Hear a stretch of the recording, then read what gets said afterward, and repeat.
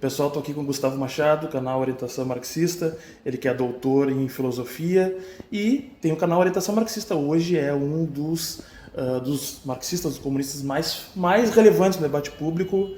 Gustavo, agradeço a participação aqui. Tu tá hoje aqui em Porto Alegre, tu vai fazer duas palestras, uma na URGS, outra no outro lugar que a gente vai divulgar depois aqui. E na primeira das tuas falas tu vai falar sobre o enfrentamento à extrema-direita, né? Então eu queria que tu falasse um pouco sobre como é que tu vê hoje a atual crise do capital, aumento das guerras, aumento do ataque, Estados Unidos no momento de crise atacando outros países, a gente vê reflexos disso nas políticas internas dos países, inclusive no Brasil. Como é que tu vê essa questão, Gustavo? Perfeito. Hoje não é possível entender o que se passa no mundo sem mudanças decisivas que aconteceram no capitalismo a nível mundial ao longo da última década, principalmente, né? Todo aquele esquema de dominação que já estava meio que determinado, com os Estados Unidos no topo, desde Bretton Woods, as reformas dos anos 70, ele cai por terra no último período por várias razões. Vou tentar abordar isso um pouquinho hoje aqui em Porto Alegre, inclusive. Uma delas é a emergência da China como uma potência capitalista que hoje disputa com os Estados Unidos. Isso gera uma situação que ela é paradoxal. Primeiro, a China hoje, o livre mercado, o livre tráfico de mercadorias, de capitais, favorece a China nessa disputa. Mas os Estados Unidos continua sendo a potência mais forte, inclusive perdeu pouco espaço ao longo das últimas 2 décadas. Quem se enfraqueceu foi a Europa e o Japão. Então é só a gente analisar a equação que dá para entender um pouco a base do conflito. Os Estados Unidos, hoje, se ele deixar o sistema fluir tal como ele vinha nas últimas décadas, ele perde espaço. Então ele vai usar a força maior que ele tem nesse momento. Essa força é tanto econômica quanto militar. Esse acho que é um dos aspectos.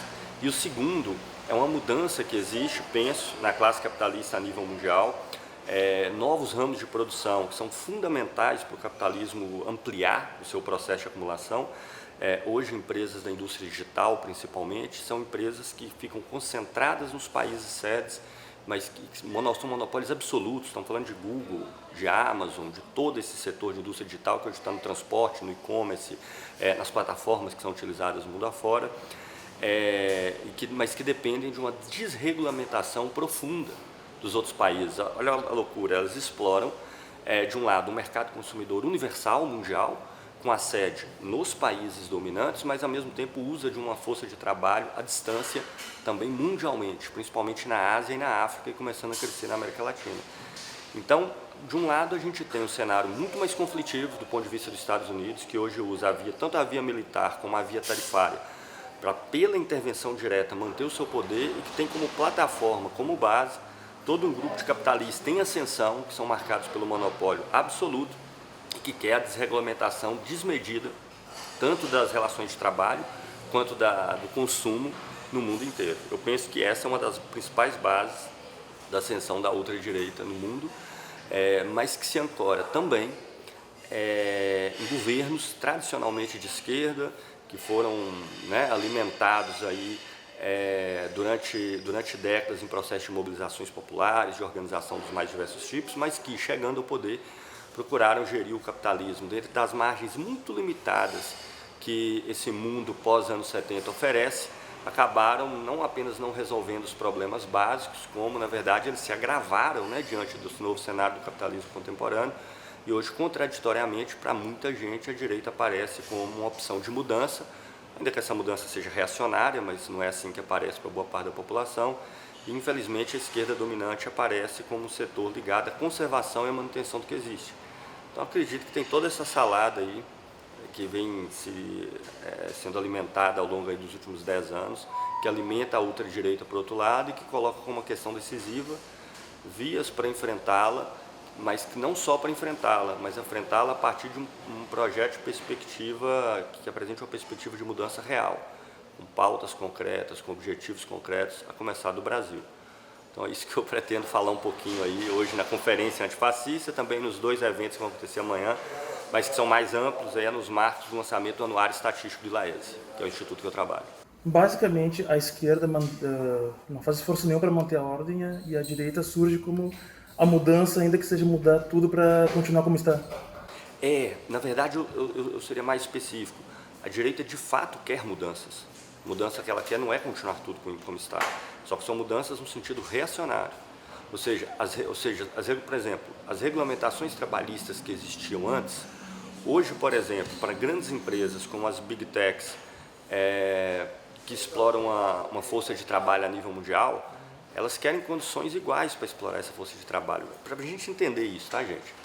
Se vocês pegarem por trás de uma OpenAI, por trás de uma Google, por trás de uma Amazon, você tem empresas na Índia com 500, 600 mil trabalhadores por empresa, que faz trabalho de treinamento de inteligência artificial, de cadastro, de monitoramento de redes.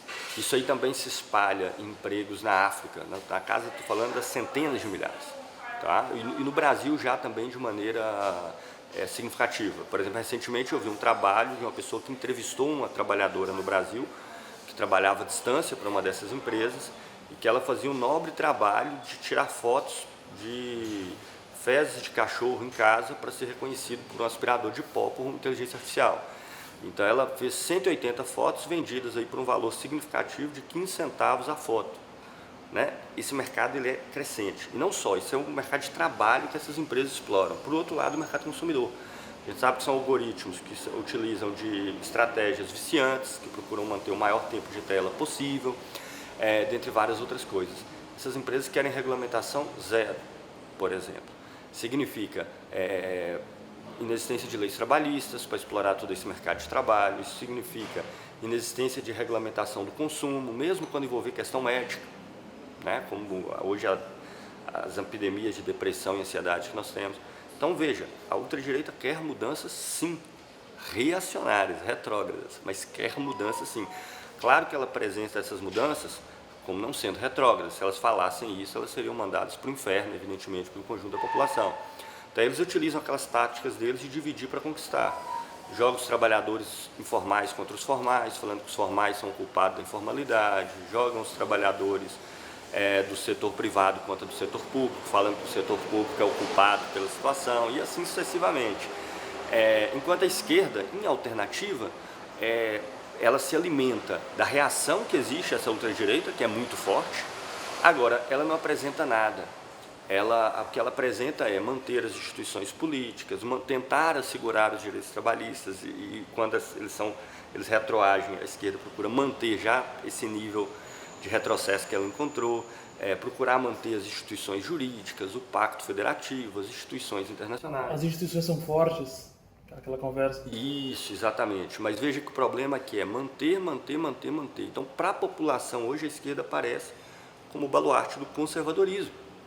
A esquerda dominante, que fique claro que no Brasil é o PT. Não só o PT. Não só o PT, sem dúvida, mas o PT é a principal expressão, né? É o grande guarda-chuva que... O grande guarda-chuva dessa coisa toda, né?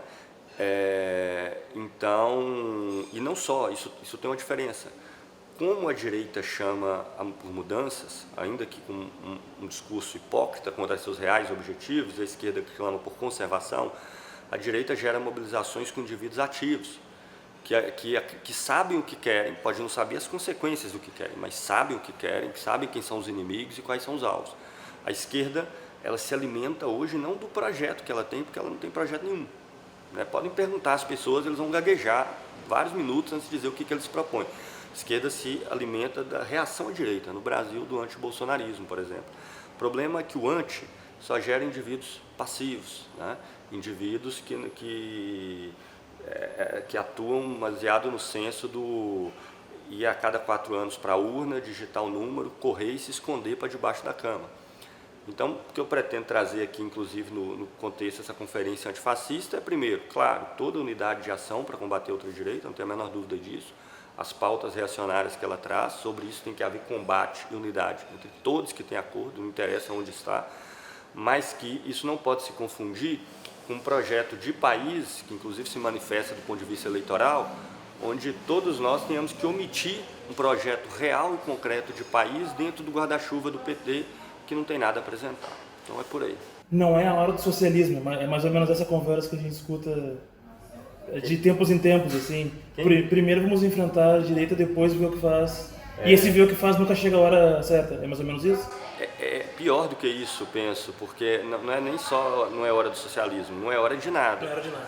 Então, mesmo projetos de desenvolvimento, os mais básicos, que poderiam ser bem pensados e discutidos do ponto de vista, sei lá, da participação do Brasil nessa nova divisão internacional do trabalho, perspectivas anti-imperialistas de fato.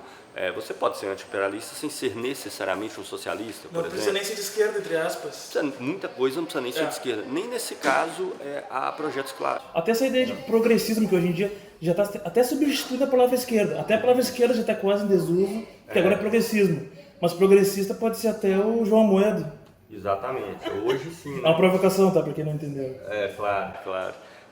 É um termo que remete mais a valores, normalmente, né? Assim, eu sou progressivo no sentido assim, o meu ideal caminha nessa direção, mas não se remete nunca a pautas e projetos concretos. Por exemplo, o projeto Nova Indústria Brasil, do Haddad, né? Eles mencionaram o problema da desindustrialização relativa do Brasil no tipo eleitoral, até mencionaram. O Nova Indústria Brasil é um projeto tão tímido que eu duvido que o Haddad, alguma vez no seu dia a dia, tenha se comovido com esse projeto que ele mesmo elaborou. Tá entendendo?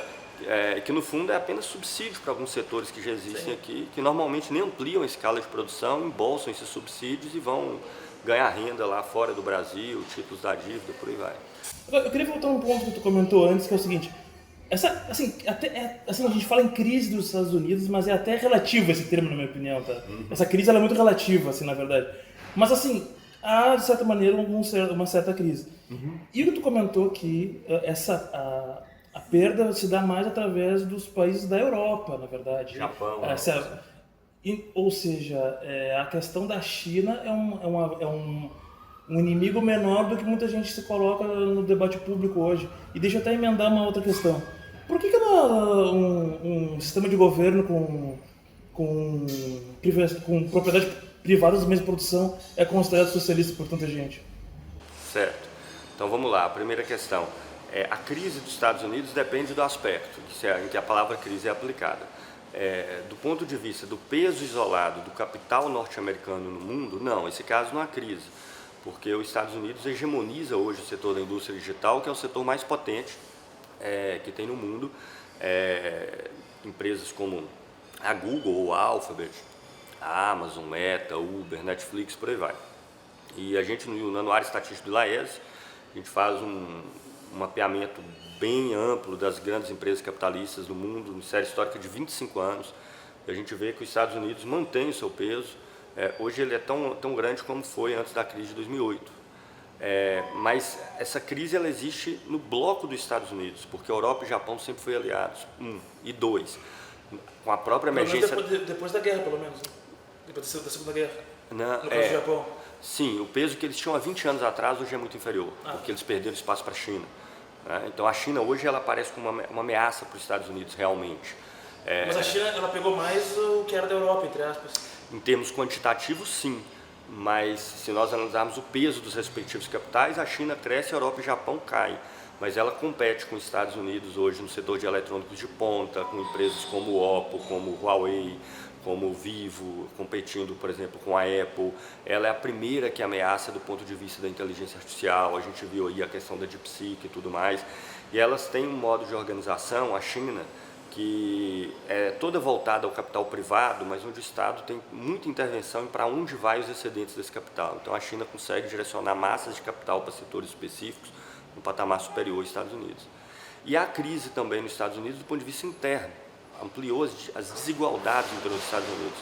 Lá hoje se mantém uma classe trabalhadora de elevada qualificação nos setores de produção de tecnologia de ponta que estão lá, mas ao mesmo tempo houve uma saída dos setores de manufatura, de trabalhos de média e baixa qualificação. Então, digamos assim, entre a massa dos trabalhadores americanos e o setor mais qualificado, o abismo se elevou. Então, depende do aspecto que nós consideremos. A última questão, desculpe, a minha memória é terrível. Por que tanta gente considera que um sistema de governo de propriedade privada dos meios de produção é socialista? Sim, claro, claro. Olha, eu acho que uma das razões é que as próprias organizações que originalmente se consideravam socialistas passaram a assumir um papel de mera gestão do capitalismo, mais do que isso, até mesmo a considerar que uma superação do mercado é impossível, e passaram a entender o socialismo num sentido mais moral e abstrato, né? Se nós pensarmos várias organizações socialistas europeias, que têm socialista no nome, e que se você perguntar, eles falam, não, nós somos socialistas mesmo. Partido Socialista Espanhol, para dar aqui um exemplo. O mesmo Partido Comunista Italiano. E eles falam, sim, mas o socialismo hoje é diferente, não está mais colocada a possibilidade de superação do mercado. O socialismo hoje é renda mínima, é prover algum grau de distribuição a partir de política estatal. Então eu confesso para você que esse elemento é o que eu tenho menos birra com a direita. Porque os próprios socialistas e comunistas dominantes, ao longo do último período, que são as organizações que são maiores e que arrogam para si esse título, veja, hoje, por exemplo, há uma defesa cabal de um setor gigante da esquerda brasileira de que a China é comunista. Mesmo a China sendo inteiramente marcada por empresas que acumulam capital, empresas sejam elas de capital privado ou estatal, produção de mercadorias generalizada, todas as coisas que regulam o capital, inclusive a propriedade privada que está na sua base, sendo a base, inclusive, das empresas estatais, tá? Porque as empresas estatais na China não são entidades públicas, é tipo a Petrobras no Brasil.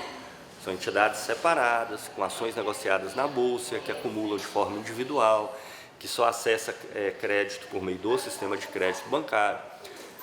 E dizem que a China é socialista porque tem um partido comunista no poder, ponto 1. E ponto 2, promove obras de infraestrutura, né? Saúde pública nem tanto, porque a China nem é saúde pública, diga-se de passagem, né? Obras de infraestrutura. Tem alguns que estão falando hoje que socialismo é trem de alta velocidade e, sei lá, renda mínima e outras coisas análogas. O que eu normalmente truco à direita é quando eles chamam esse projeto de marxista. Eu falei, não, o marxismo é uma corrente que tem um fundador, que tem características específicas, você pode até achar que o marxismo foi superado, aí a gente discute. A marxista isso não é. Tá? Agora, existe sim todo um discurso feito por indivíduos que se chamam socialistas e comunistas e acredita que socialismo e comunismo não é superação da propriedade privada, nem é superação do capitalismo, mas seria um capitalismo mais humano e supostamente menos desigual. Então, tu não acha que essa discussão, por exemplo, que tu traz muito bem, né, da questão do que é o socialismo, o que não é, acaba, por exemplo, assim, validando um debate que também seria deturpado, que é, por exemplo, assim, ó, socialismo é mais Estado. Sim. Liberalismo menos Estado. Claro. Que é um bagulho assim, irrisório, é a outra palavra. Irrisório. Claro. Mas quando entra nessa questão que, basicamente, a questão da propriedade está fora do debate, a questão da acumulação, mesmo para as correntes socialistas, está fora do debate praticamente. Sim. Tu não acha que legitima essa discussão de esquerda mais Estado, direita menos Estado, que é um absurdo completo, historicamente? Claro. É uma contradição nos termos, realmente. Inclusive, tanto é verdade que boa parte dos países dominantes do capitalismo a nível mundial nos últimos 70, 80 anos, na média, tem mais Estado do que os países dominados e periféricos. Tá? Os Estados Unidos tem até um pouco menor, eles têm uma história bem peculiar, mas um pouco menor, vírgula, que é o Brasil. Se nós pegarmos a América Latina, por exemplo, os Estados Unidos tem uma participação estatal superior. A Europa, então, não se fala. A participação do Estado na Europa como um todo é muito superior à do Brasil, muito superior. Inclusive, ao contrário, não só Estado e mercado privado estão entrelaçados, o mercado privado precisa do Estado e o Estado capitalista se alimenta e retroalimenta esse mercado privado, não só isso é verdade, a ideia de um capitalismo sem Estado é uma utopia que hoje, a ANCAP, né, anarcocapitalista. ANCAP, depois eu quero falar sobre isso, que tu teve discussões com a ANCAP, vamos ver. Isso. Não só isso aí é uma ilusão, como na verdade os estados maiores normalmente só são viáveis em países com capitalismo mais desenvolvido. Faculta assim uma fração maior do excedente ir para o Estado, seja qual for a função e o objetivo, sem comprometer a reprodução da sociedade em seu conjunto. Né? Se pegar a participação do Estado na África, por exemplo, ela é irrisória. Talvez a África seja o paraíso dos ANCAPs. Libéria é o país que menos tem Estado. Isso, mas na verdade é o contrário, a participação é pequena, não, porque o capitalismo é pouco desenvolvido. E o Estado, portanto, capitalista, não consegue abarcar o conjunto da estrutura produtiva do país, que nem sempre se dá por meio de economias monetarizadas, por meio do dinheiro, por meio de comércios legais, sujeito à tributação e assim por diante. Né? Inclusive, quanto maior a informalidade, menor tende a ser o Estado. Porque o Estado ele tributa, claro, tem imposto sobre o produto, mas em grande medida ele tributa um mercado formal, seja de indivíduos, seja de produtos. Né? Por exemplo, uma feira local do interior não é tributada, para dar um exemplo aí. Um interiorzinho aí que tem uma feira que o cara produz na roça, vai vender na cidade, volta, isso aí não é tributado. Então, quanto mais desenvolvido é o capitalismo, maior o Estado. Então é uma prática ANCAP a feira, dá pra dizer. Ah, eles devem achar que é, né? Só se der certo, né? Eles pegam o resultado primeiro pra ver se deu certo. Se deu certo, eles dizem que é direito ao ANCAP. Exatamente. Não Se tudo que der errado, eles tentam um jeito de botar o Estado lá. Como no capitalismo o Estado de fato está em quase todos os lugares. Então, se entre aspas a coisa está indo bem, eles esquecem o Estado e falam da coisa. Quando a coisa começa a dar errado, aí eles só falam do Estado e esquecem a coisa. Deixa eu aproveitar para falar o seguinte, tu teve alguns debates públicos, vários na verdade, né, debates públicos recentes, né? Eu assisti vários, eu te confesso que eu não consigo assistir todos, porque pra mim, assim, é que tá, eu não sei pra ti, pra mim, eu não conseguiria, vou ser bem sincero, se me dá um mal-estar, eu não consigo ver os... Tipo esses debates com ANCAPs que tu teve, eu não sei nem o nome, não tô nem falando do Cogos, do Cogos não, do Meurim. Esse eu até sabia quem era, infelizmente, mas tem uns outros que eu nem conhecia, que tu participou no Redcast lá, que eu nem sabia que... Não sei nem se tu conhecia eles antes de estar lá, mas assim, como é que é, pra ti primeiro, eu quero saber pra ti, de verdade, seja sincero aqui, Claro. como é que é estar nesses lugares, pra mim assistir é desagradável, e o que tu acha em termos assim de efetividade mesmo, sabe? Certo. Até que ponto um debate com uma pessoa que com teses amalucadas realmente pode... Sim. Sabe, movimentar o conjunto da população, pode trazer adeptos, entre aspas.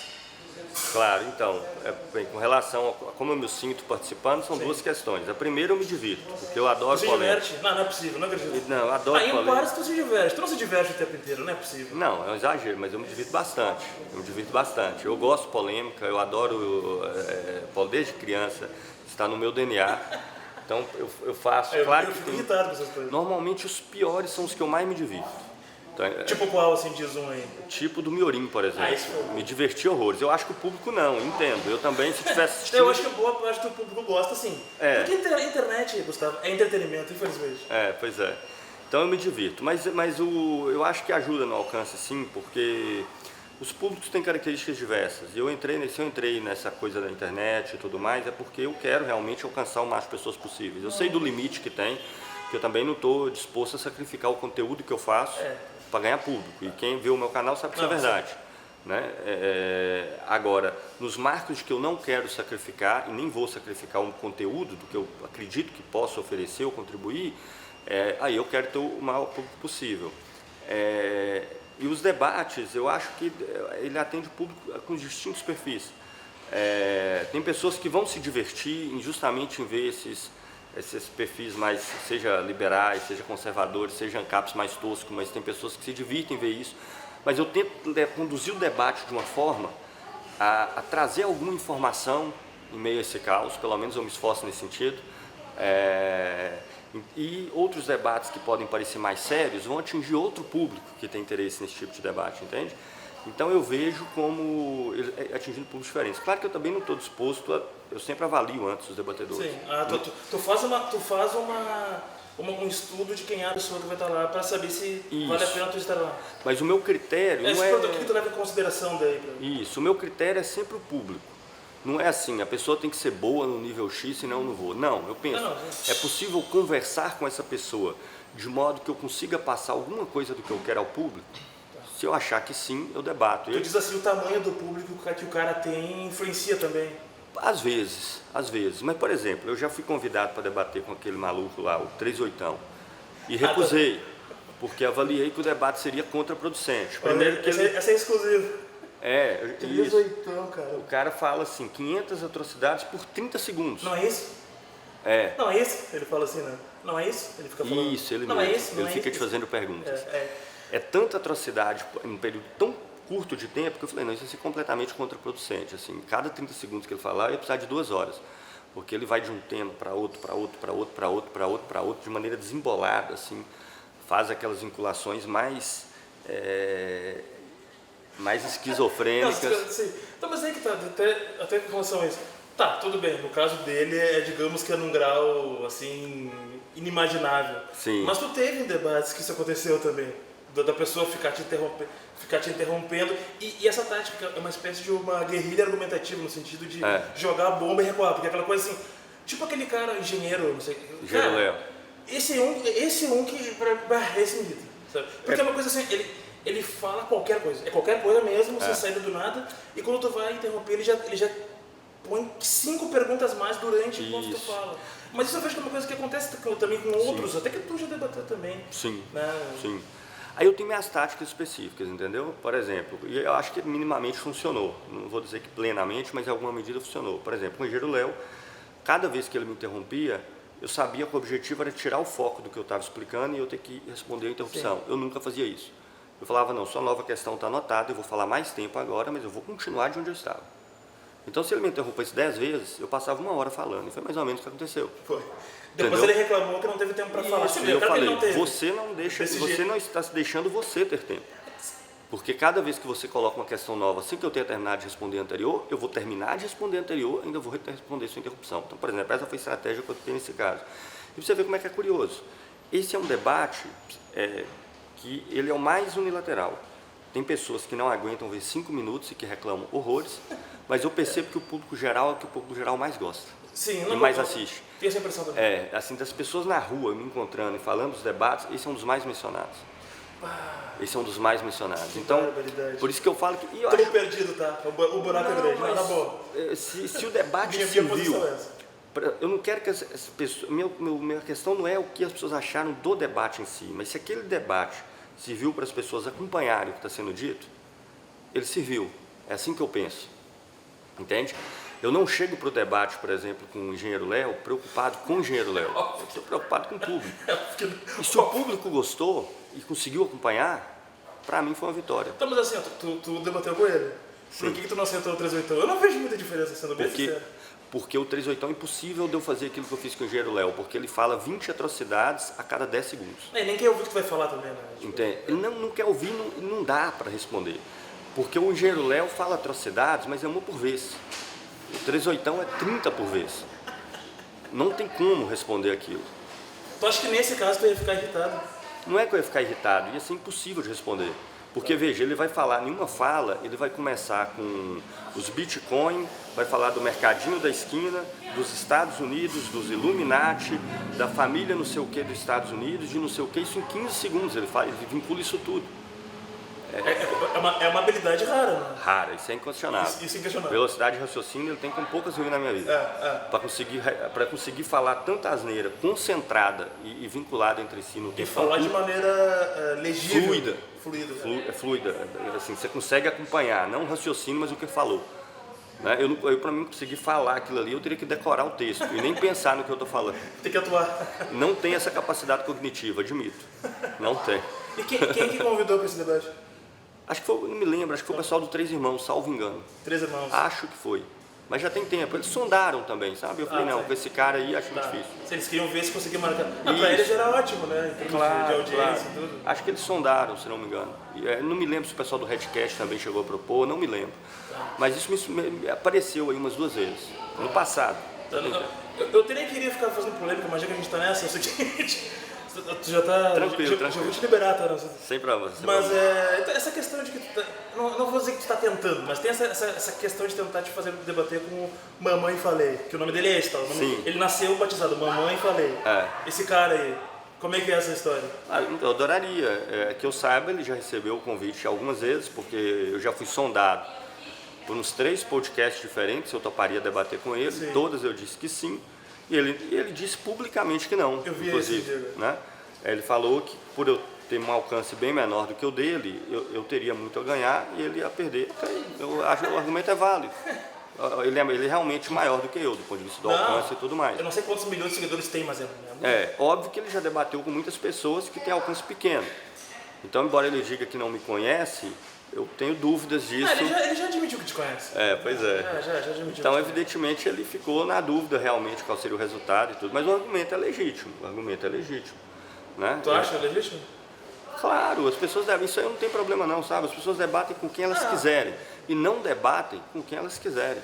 E as pessoas têm perfis diferentes, sabe? Eu não fico fazendo essas coisas, fazendo provocação para debate, e como se a pessoa tivesse obrigação. Não. Ninguém tem obrigação de debater com ninguém. Tem pessoas que gostam, como eu, adoro o debate, entendeu? Adoro ver o circo pegando fogo, Tu adora ver o circo pegando fogo? Adoro. Gosto mesmo, gosto de polêmica, gosto de debate.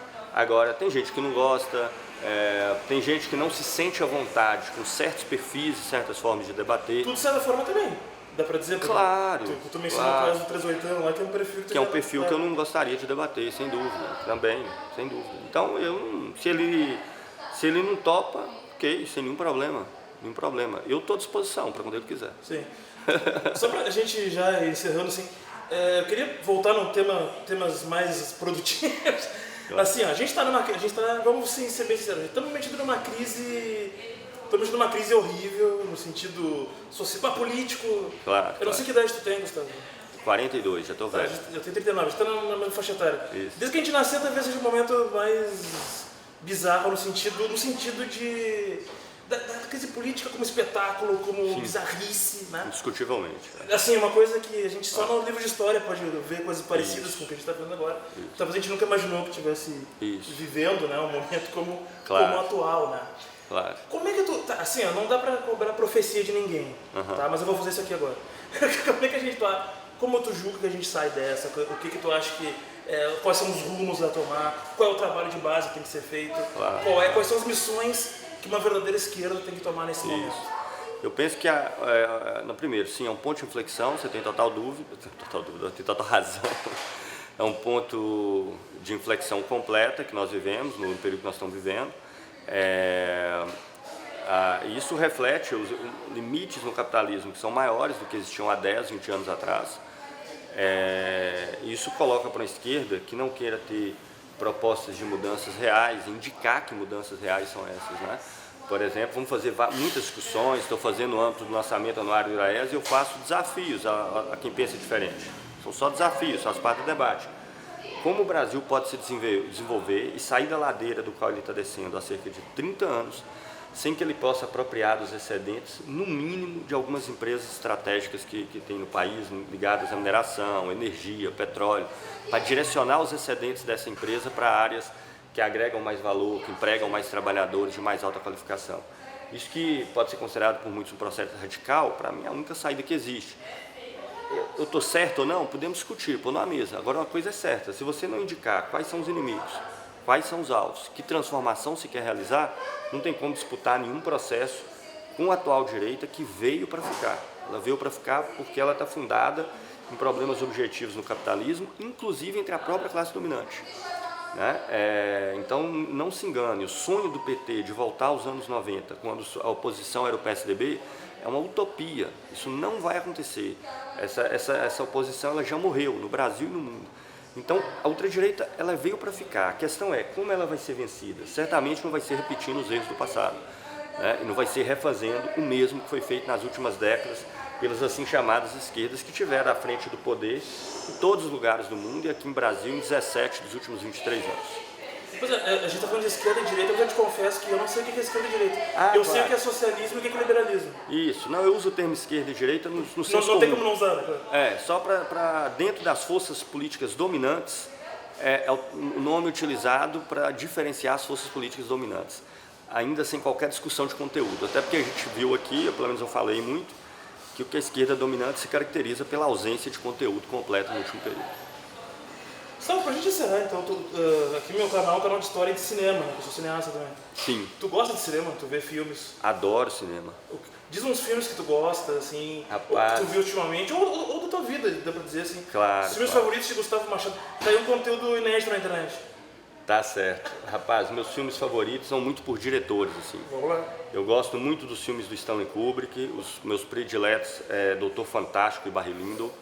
Eu gosto muito dos filmes do Ingmar Bergman, o meu melhor de longe é Morangos Silvestres. Daria pra dizer que é o conservador mais inteligente já produzido no mundo? Ingmar Bergman? Não, tem muito conservador inteligente. Diz uns aí. Você fala de pessoas que são conservadoras ou de cineastas? Não, pessoas. Inúmeros, toda a escola histórica alemã, Leopold von Ranke, um monte de coisa. Vamos continuar no cinema. Vamos lá. Eu gosto muito de Fanny Alexander e Morangos Silvestres. Dos mais recentes, eu gosto muito de Ingmar Bergman, do Lars von Trier. Gosto de toda a produção do Lars von Trier, praticamente, com uma outra Melancolia, exceção. eu acho um filme sensacional. Sim, os que eu mais gosto é Manderley, Dogville é um filme que eu gosto bastante. Enfim, deles são vários, realmente. E cinema brasileiro? Rapaz, cinema brasileiro eu gosto muito. São dois dos maiores filmes que já foram feitos na história, na minha opinião, são no Brasil. Que é Vidas Secas, do Nelson Pereira, lá nos anos 60. Eu fiz uma live desse filme quando ele fez 60 anos.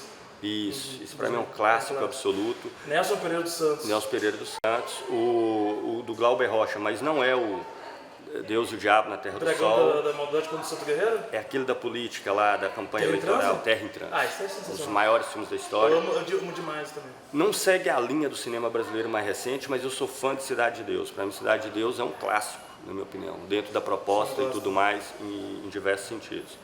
E aí, enfim, são vários. E desses filmes agora que disputaram o Oscar, no caso, o Agente Secreto, ainda não vi. Tu não viu? Não vi ainda Agente Secreto. Não, tá esperando chegar no stream. Vou ver nos próximos dias. Pô, ficou no cinema aí mesmo, tu não viu? Estou um mês lançando Anuário de Laes, viajando pelo Brasil todo. Não tive condições ainda. Ainda estou aqui, achei legal. Assim, não é um filme que eu considere assim, não é uma obra-prima ou alguma coisa que está no topo, mas eu acho que foi legal a abordagem de pegar o tema da ditadura, que já foi muito abordado, mas da perspectiva de uma família. Achei que ficou legal, interessante. Não partilho dessas críticas que tem por aí, é uma família de classe média e tal, isso é ridículo. É a família Rubens Paiva, por que vai mostrar outras camadas sociais do filme? A família Rubens Paiva era uma família de classe média. Tem que grande surpresa.